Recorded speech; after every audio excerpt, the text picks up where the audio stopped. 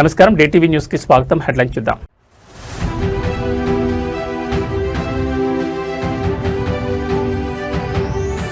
ఎట్టకేలకు దొరికిన బండి భగీరథ్ 14 రోజుల జ్యుడిషియల్ రిమాండ్ విధించిన Medchal court.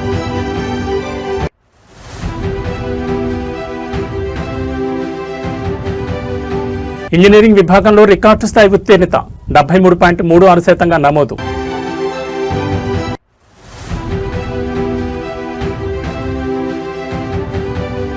Neat paper leakage పై దేశవ్యాప్త ఆగ్రహం. మోదీ ప్రభుత్వంపై కాంగ్రెస్ నేత రాజేంద్ర పాల్ గౌతమ్ ఫైర్.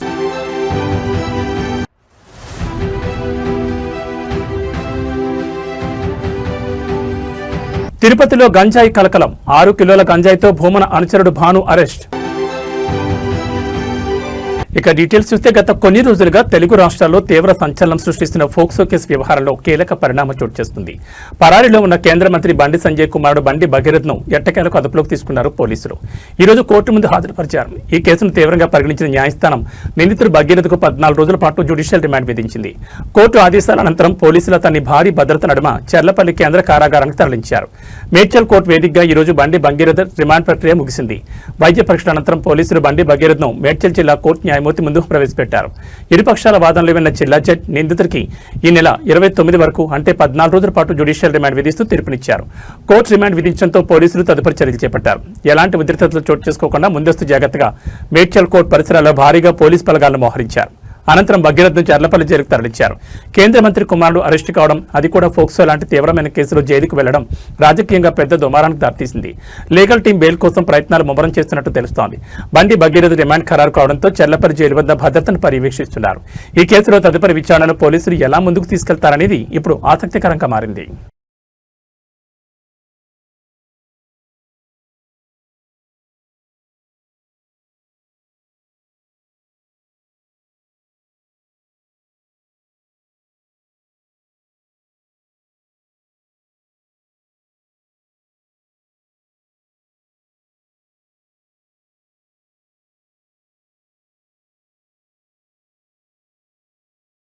తెలంగాణలో ఇంటర్మీడియట్ పూర్తి చేసి ఉన్నత చదువుల కోసం ఎదురుచూస్తున్న విద్యార్థులకు కీలక అప్డేట్ వచ్చింది. రాష్ట్ర వ్యాప్తంగా ఎంతో ప్రతిష్టాత్మకంగా నిర్వహించిన తెలంగాణ EAP-SET 2026 ఫలితాలు అధికారికంగా విడుదలయ్యాయి. విద్యాశాఖ ఉన్నతాధికారులు ఇవాళ ఈ ఫలితాలను ప్రాథమిక గణాంకాలతో సహా విడుదల చేశారు. ఈ ఏడాది ఇంజనీరింగ్ విభాగంలో రికార్డు స్థాయిలో 73.36% ఉత్తీర్ణత నమోదైంది. ఈ ఏడాది EAP-SET పరీక్షలకు రాష్ట్ర వ్యాప్తంగా విద్యార్థులు భారీ సంఖ్యలో హాజరయ్యారు. ఫలితాల సరళిని గమనిస్తే విద్యార్థులు మంచి ప్రతిభ కనబరిచినట్టు తెలుస్తోంది. ఈ సంవత్సరం ఇంజనీరింగ్ స్ట్రీమ్ పరీక్షలకు దేశవ్యాప్తంగా మరియు తెలుగు రాష్ట్రాల నుంచి మొత్తం 1,97,241 మంది విద్యార్థులు హాజరయ్యారు. వీరిలో అత్యధిక శాతం మంది అర్హత సాధించగా మొత్తం ఉత్తీర్ణత శాతాన్ని 73.36%గా అధికారులు ప్రకటించారు. అటు అగ్రికల్చర్, మెడికల్ మరియు ఫార్మసీ స్ట్రీమ్ పరీక్షలకు మొత్తం 84,954 మంది విద్యార్థులు హాజరయ్యారు. వీరికి సంబంధించిన ర్యాంకుల వివరాలను కూడా వెబ్సైట్లో అందుబాటులో ఉంచారు. ఫలితాలు విడుదలైన వెంటనే విద్యార్థులు తమ హాల్ టికెట్ నెంబర్ సహాయంతో ఈ EAP-SET అధికారిక వెబ్సైట్ ద్వారా ర్యాంక్ కార్డులను డౌన్లోడ్ చేసుకునేలా విద్యాశాఖ ఏర్పాట్లు చేసింది. త్వరలోనే కౌన్సిలింగ్ షెడ్యూల్ను కూడా ప్రకటించబోతున్నట్టు అధికారులు వెల్లడించారు. ఈ EAP-SET 2026 ఫలితాల్లో ఉత్తమ ర్యాంకులు సాధించి ఉన్నత విద్యా సంస్థల్లో సీట్లు సాధించబోతున్న విద్యార్థులకు విద్యాశాఖ అధికారులు మరియు నిర్వాహకులు ప్రత్యేక అభినందనలు తెలిపారు.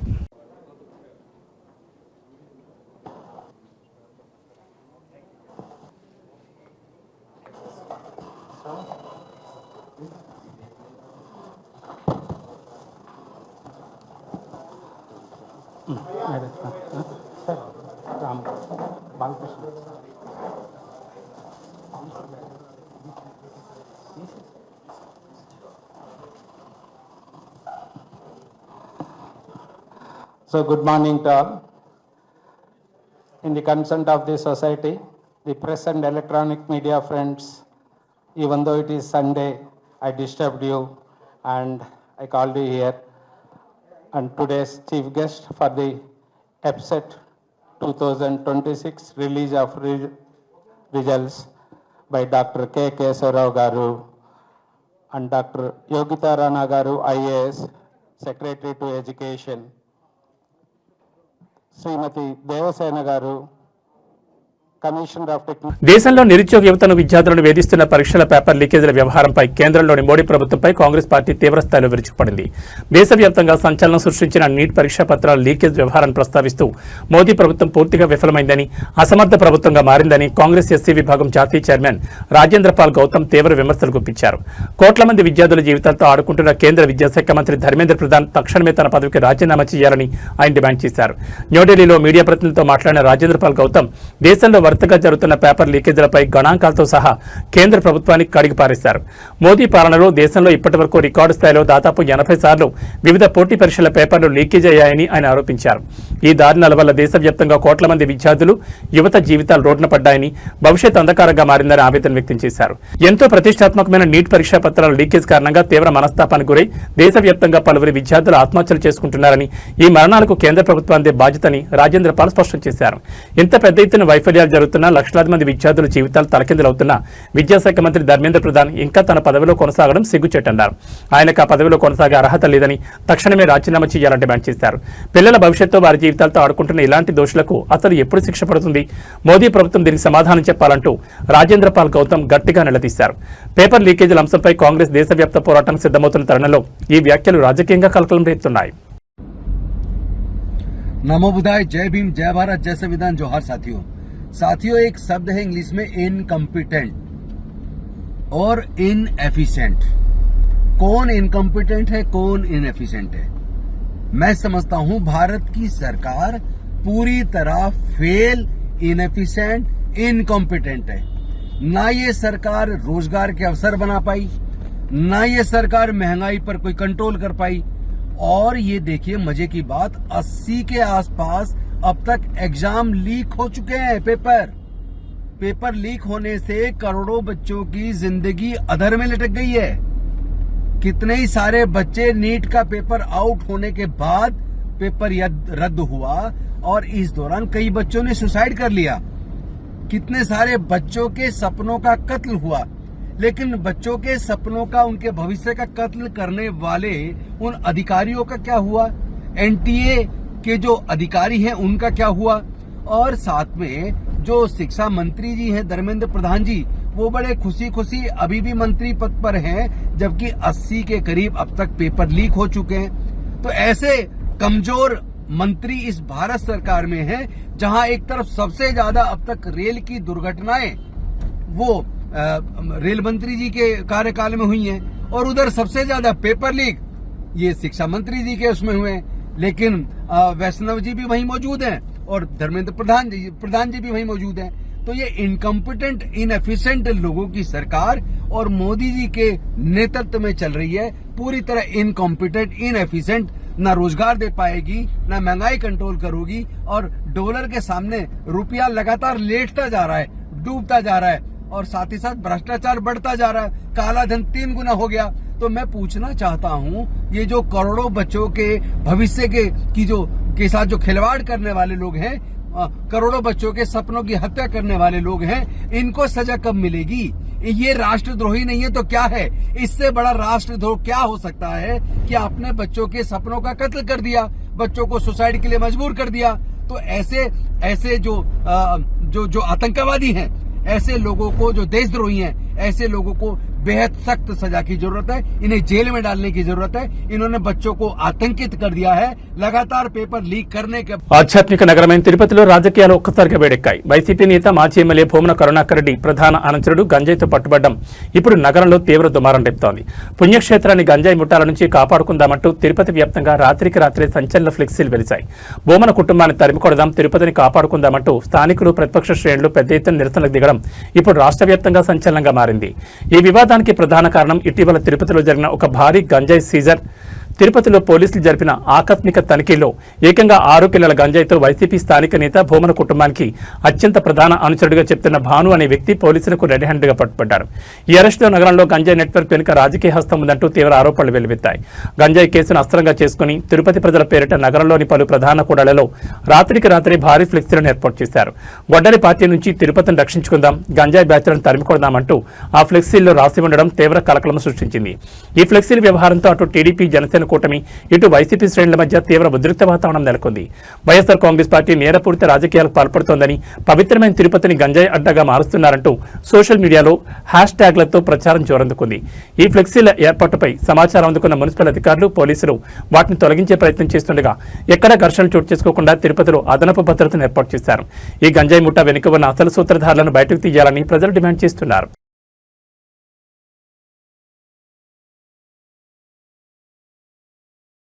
కరీంనగర్లోని కేంద్ర మంత్రి బండి సంజయ్ నివాసంలో పోలీసులు జరిపిన ఆకస్మిక సోదాల వ్యవహారంలో అత్యంత కీలకమైన సంచలన పరిణామం చోటు చేసుకుంది. ఫోక్సో కేసులో 9 రోజులుగా పరారులో ఉన్న బండి సంజయ్ కుమారుడు బండి భగీరథ్ కోసమే తాము అక్కడికి వచ్చినట్లు BJP legal cell convenor K Karunasagar, Antony రెడ్డిలు స్వయంగా అంగీకరించారు. పోలీసులు తనిఖీలు జరుగుతున్న సమయంలో అక్కడికి చేరుకున్న లీగల్ సెల్ బృందం ఈ కేసులో చట్టపరమైన అంశాలపై మాట్లాడడంతో కరీంనగర్ కేంద్రంగా రాజకీయ ఉత్కంఠ పీక్ చేరింది. కేంద్ర మంత్రి నివాసంలో పోలీసులు అంగుళం శోధిస్తున్న తరుణంలో బీజేపీ లీగల్ సెల్ టీం రంగప్రవేశం చేసింది. ఫోక్సో కేసు నిందితుడు బండి భగీరథ్ కరీంనగర్ ఇంట్లోనే ఉన్నాడన్న సమాచారంతో పోలీసులు సోదాలు చేస్తుండగా బీజేపీ లీగల్ సెల్ కీలక నేతలు కరుణాసాగర్, యాంటోనీ రెడ్లు నేరుగా సంజయ్ నివాసానికి చేరుకున్నారు. పోలీసుల విచారణ, తనిఖీల స్థలాన్ని వారు క్షేత్రస్థాయిలో పరిశీలించారు. ఈ సందర్భంగా మీడియా ప్రతినిధులతో మాట్లాడిన కరుణాసాగర్, యాంటోనీ రెడ్లు ఫోక్సో కేసు నిందితుడు బండి భగీరథ్ కోసమే తమ లీగల్ టీమ్గా ఇక్కడికి రావాల్సి వచ్చిందని స్వయంగా ఒప్పుకున్నారు. కేసు నమోదు, పోలీసుల గాలింపు చర్యల నేపథ్యంలో చట్టపరమైన రక్షణ, తదుపరి న్యాయపరమైన వ్యూహాలపై చర్చించేందుకే తాము వచ్చినట్లు స్పష్టం చేశారు. ఒకవైపు కేంద్ర మంత్రి కొడుకు కోసం పోలీసులు ఇల్లంతా వెతుకుతుంటే మరోవైపు నిందితుడి తరపున వాదించడానికి, న్యాయ సహాయం అందించడానికి లీగల్ సెల్ టీం అంత వేగంగా స్పందించి రావడంపై కాంగ్రెస్, బీఆర్ఎస్ శ్రేణులు విమర్శలు గుప్పిస్తున్నాయి. ఈ క్రమంలో నివాసం వద్ద పోలీసులకు, బీజేపీ న్యాయవాదులకు మధ్య కాసేపు వాగ్వాదం కూడా చోటు చేసుకుంది. బీజేపీ లీగల్ సెల్ నేతల రాకతో బండి భగీరథ్ ఆచూకీ కరీంనగర్లోనే ఉందా, లేక లీగల్ టీం సలహాతో కోర్టులో ముందస్తు బెయిల్ లేదా సరెండర్ అయ్యేందుకు ప్లాన్ చేస్తున్నారనే చర్చ రాజకీయ వర్గాల్లో జరిగింది.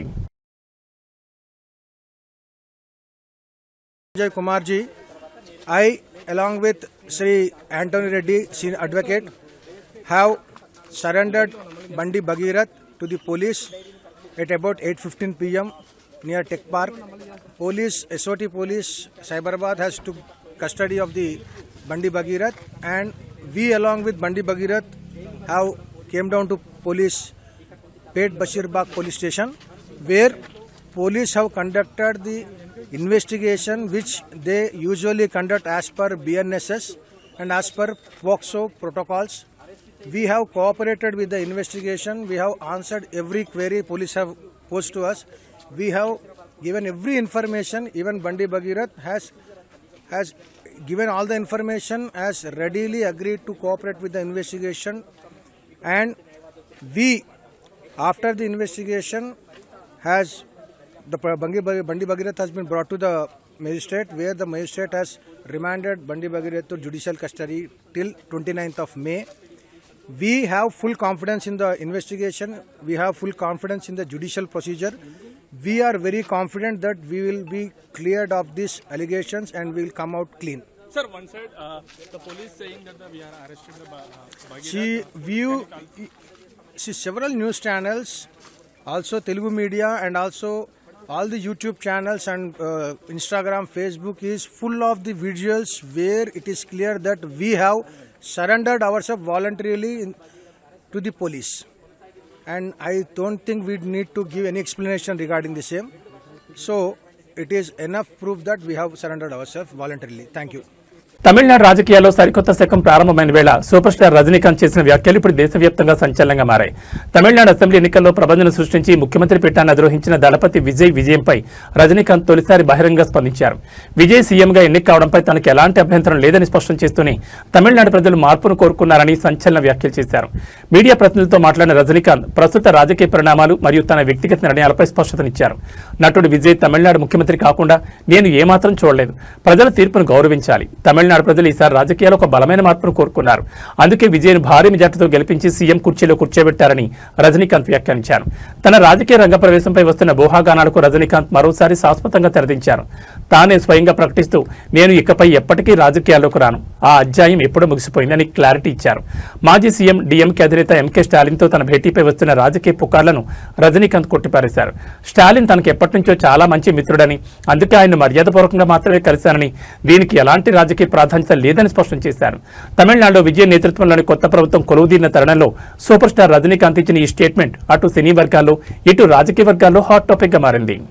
அது இன்னும் இவ்வளோ சின்ன வயசில் 52 வயசில் எம்ஜிஆர் என்டிஆர் சாதனை பண்ணுறதை விட அதை விட ஜாஸ்தி கம்ப்ளீட்டாக சென்டர் பிஜேபி எவ்வளோ பெரிய பவர்ஃபுல் சென்டர் இங்கே 2 பெரிய கட்சிகளை எதிர்த்து தனி ஆளை வந்து ஜெயிச்சிருக்காங்க. அது நம்ம சினிமா இண்டஸ்ட்ரியிலேருந்து எனக்கு அது பொறாமை இல்லை, ஒரு ஆச்சரியம் கலந்த ஒரு சந்தோஷம். அடே யார் அப்ரிஷியேஷன் சூப்பர். ஸோ அந்த பொறாமையும் இல்லை. விஜய் அவர்களுக்கு வந்து நிறைய எதிர்பார்ப்புகள் இருக்குது ஜனங்க மத்தியில். டெஃபினட்டாக அந்த எதிர்பார்ப்பெல்லாம் அவரை சந்தித்து மக்கள் நல்லது செய்யணும், செய்வாங்கங்கிற நம்பிக்கை எனக்கு இருக்குது. அவருக்கு அதிக வாழ்த்துக்கள். சின்ன வயசுலேருந்து அவர் பார்த்துட்ருக்காரு. அவர் சிஎம் ஆனதில் எனக்கு என்ன பொறாமை வந்து அந்த குளத்தூரில் வந்து தோற்றது எனக்கு கொஞ்சம் சங்கடமாக இருந்தது.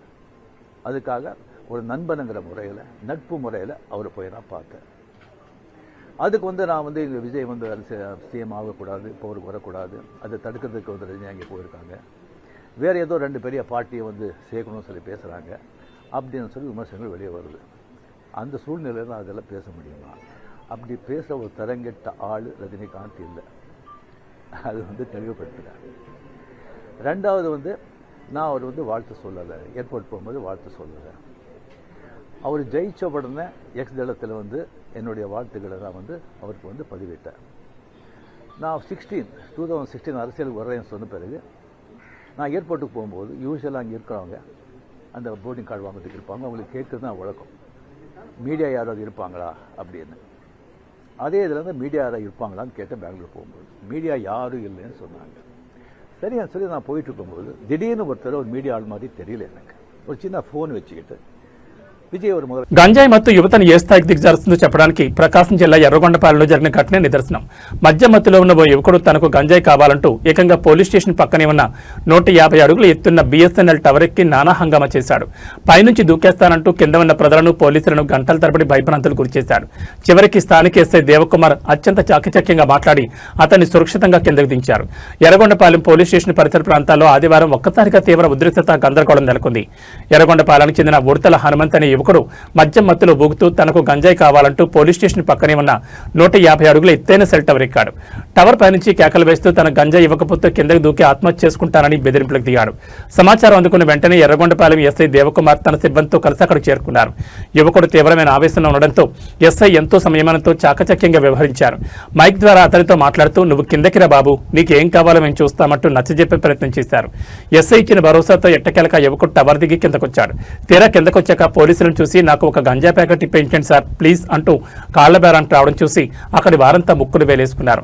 అనంతరం పోలీసులు సదరు యువకుని అదుపులోకి తీసుకుని తక్షణమే ఎర్రగొండపాలెం ప్రభుత్వ ఆసుపత్రికి తరలించి వైద్య పరీక్షలు నిర్వహించారు. సకాలంలో స్పందించి ప్రాణ నష్టం జరగకుండా యువకుడిని కిందకు దించిన ఎస్ఐ దేవకుమార్ని పోలీసు సిబ్బందిని స్థానికులు అభినందించారు. అయితే పట్టణాల్లో గంజాయి విక్రయాలపై పోలీసులు మరిన్ని కఠిన చర్యలు తీసుకోవాలని ప్రజలు కోరుతున్నారు.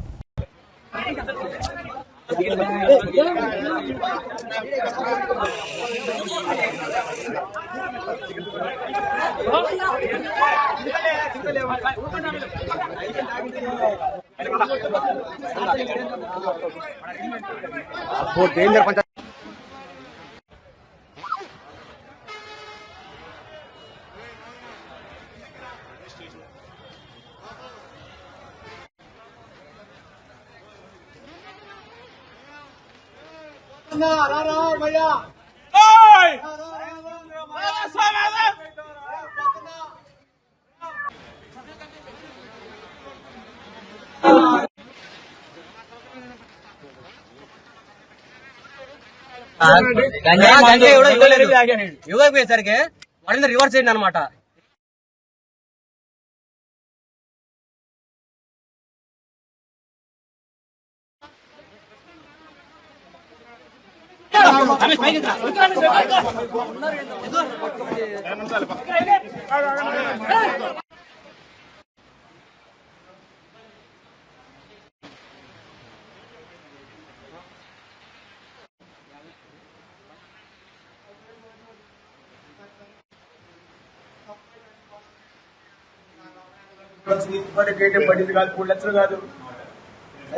హైదరాబాద్ నగర గుండెకాయ లాంటి అమీర్పేటలో త్వరలోనే తెలుగువారి ఆరాధ్య దైవం యుగపురుషుడు నందమూరి తారక రామారావు భవ్య విగ్రహం కొలువు తీరబోతోంది.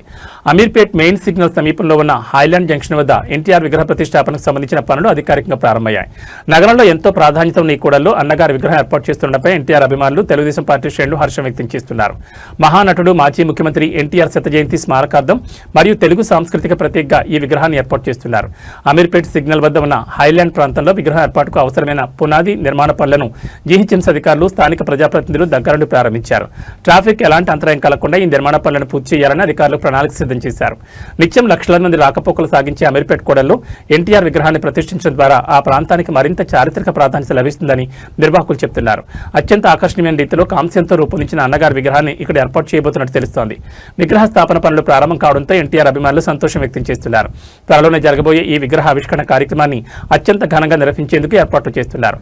నగర సౌందర్యీకరణలో భాగంగా అమీర్పేట్ హైలాండ్ జంక్షన్ ను సుందరంగా తీర్చిదిద్ది ఎన్టీఆర్ విగ్రహాన్ని ప్రతిష్ఠించేందుకు పనులు శరవేగంగా సాగుతున్నాయి.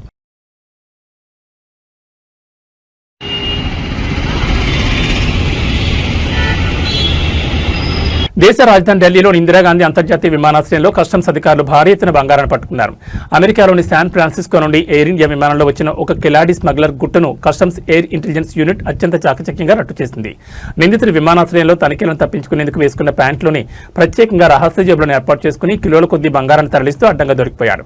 విమానాశ్రయ కస్టమ్స్ అధికారులు అందించిన సమాచారం ప్రకారం శాన్ ఫ్రాన్సిస్కో నుండి ఢిల్లీ చేరుకున్న ఎయిర్ ఇండియా విమాన ప్రయాణికులపై అధికారులు నిఘా పెట్టారు.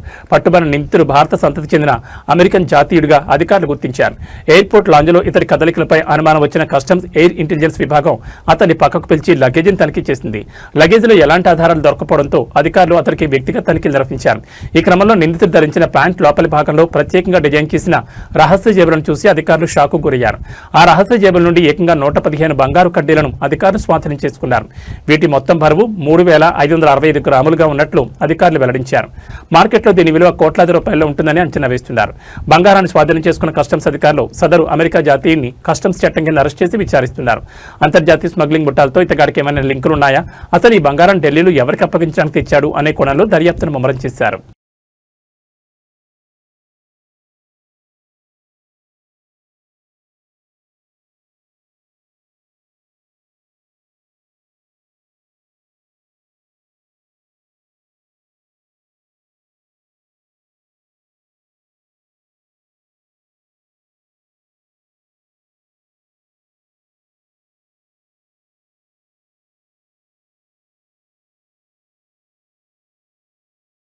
మహబూబ్ నగర్ జిల్లా జడ్చర్లపట్నంలో తీవ్ర కలకలం రేపిన ఘోర హత్యోదంతం చివరికి నిందితుని మరణంతో ముగిసింది.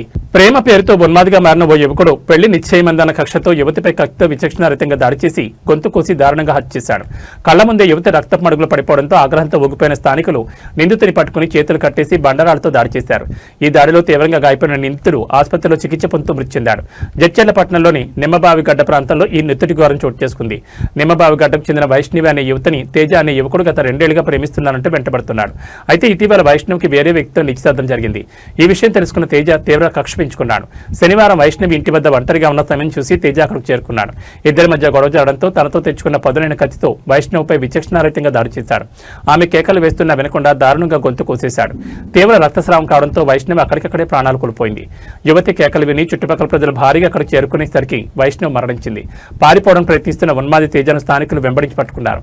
ఆగ్రహంతో ఊగిపోయిన జనం అతని చేతులు కట్టేసి బండరాలతో ఇష్టం వచ్చినట్టు కొట్టారు.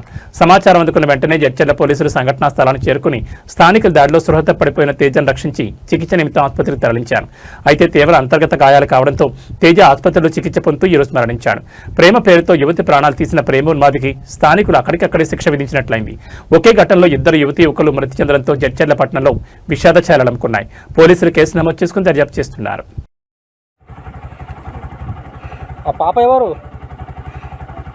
నన్ను 2 సంవత్సరాలు లవ్ చేసి నా దగ్గర డబ్బులు మొత్తం దింగి నన్ను మోసం చేసి హైదరాబాద్లోని చారిత్రాత్మక సరూర్ నగర్ చెరువు సంరక్షణ పునరుద్ధరణ ధ్యేయంగా నగరంలో ఒక మంచి కార్యక్రమం ఊపందుకుంది.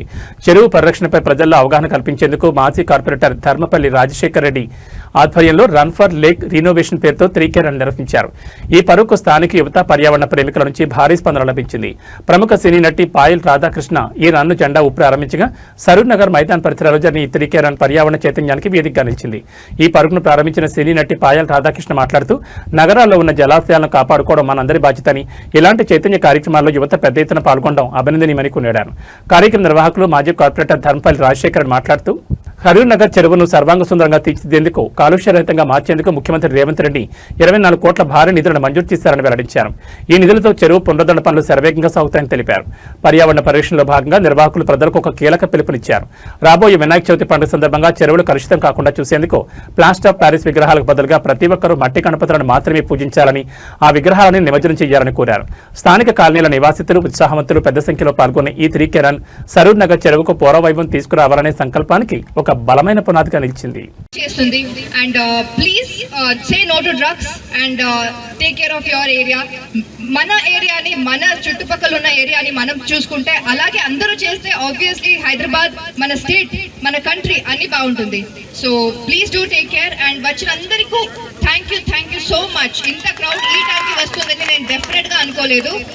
నేను నాసిక్ నుంచి పొద్దున 4:30కి వచ్చేటప్పుడు నేను అడిగాను అంత క్రౌడ్ వస్తుందా ఈ టైంలో అని.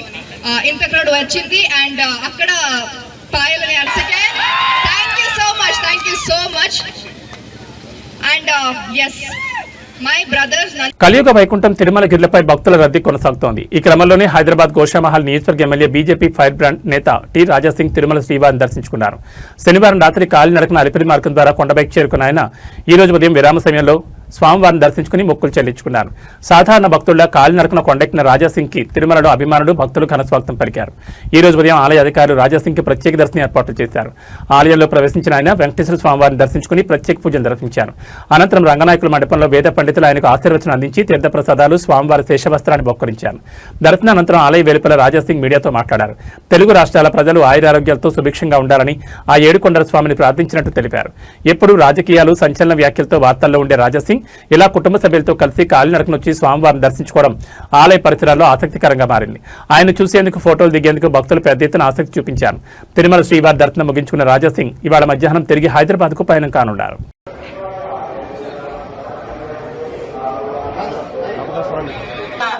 ಜಾಲತಾಣಗಳಲ್ಲಿ ಪೋಸ್ಟ್ ಮಾಡುವುದು ನಿಷೇಧಿಸಲಾಗಿದೆ. ಉಲ್ಲಂಘಿಸಿದವರಿಗೆ ಕಾನೂನು ಕ್ರಮ ಕೈಗೊಳ್ಳಲಾಗುತ್ತದೆ.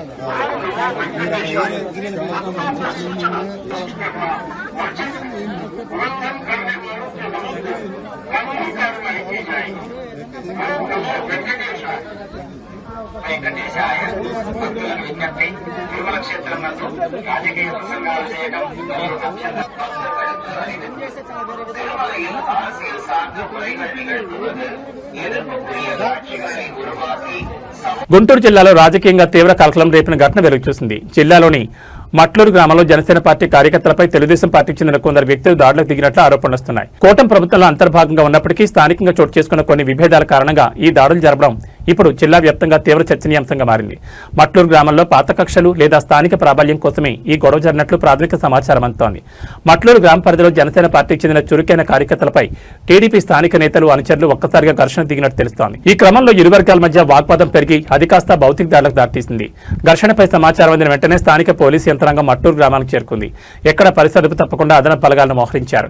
గొడవకు కారణమైన ఇరు వర్గాల వారిని చెదరగొట్టి గ్రామంలో శాంతి భద్రతలను అదుపులోకి తెచ్చే ప్రయత్నం చేస్తున్నారు. ఈ దాడికి సంబంధించిన సమాచారం సోషల్ మీడియాలో వేగంగా విస్తరిస్తోంది. జన సైనికులపై దాడులను నిరసిస్తూ జనసేన శ్రేణులు సోషల్ మీడియాలో తీవ్ర ఆగ్రహం వ్యక్తం చేస్తున్నారు. తప్పు చేసిన వారు ఏ పార్టీకి చెందిన వారైనా సరే పోలీసులు కఠిన చర్యలు తీసుకోవాలని డిమాండ్ చేస్తున్నారు. కూటమి ప్రభుత్వంలో ఎలాంటి అంతర్గత ఘర్షణలు చోటు చేసుకోవడంపై అటు రాజకీయ వర్గాల్లోనూ ఆందోళన వ్యక్తమవుతోంది. ఈ ఘటనపై ఉన్నతాధికారులు ఎలా స్పందిస్తారో చూడాలి. మరి